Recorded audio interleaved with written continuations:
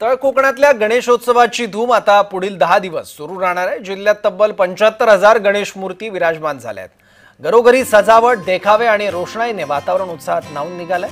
मात्र सर्वात खास आकर्षण ठरतं ते म्हणजे बाप्पाच्या डोक्यावर रानफुलांनी सजवलेली पारंपरिक माटी, जी प्रत्येक घरच्या गणेशोत्सवाला वेगळं सौंदर्य देत असते। याचाच आढावा घेतलाय आमचे प्रतिनिधी विशाल रेवडेकर यांनी।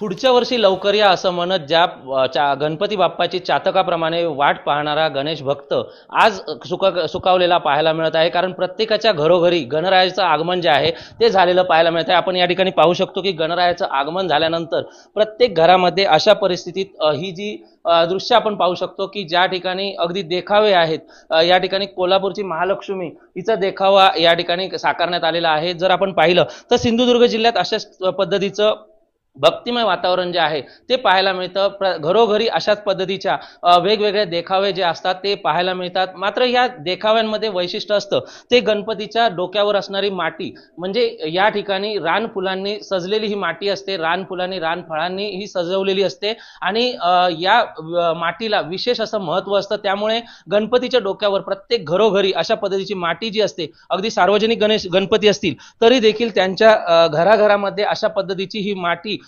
लावलेली असते। जर आपण पाहिलं तर सिंधुदुर्ग जिल्ह्यात 72,000 घरगुती गणरायांचं आज विराजमान झालेलं आहे। वातावरण, भक्तिमय वातावरण निर्माण करणारं हे सध्याचे दिवस जे आहेत ते तळ कोकणात असेल किंवा कोकण किनारपट्टीला पाहायला मिळत आहेत। व्हिडिओ जर्नलिस्ट चित्राज परबसह विशाल रेवडेकर, जय महाराष्ट्र न्यूज, सिंधुदुर्ग।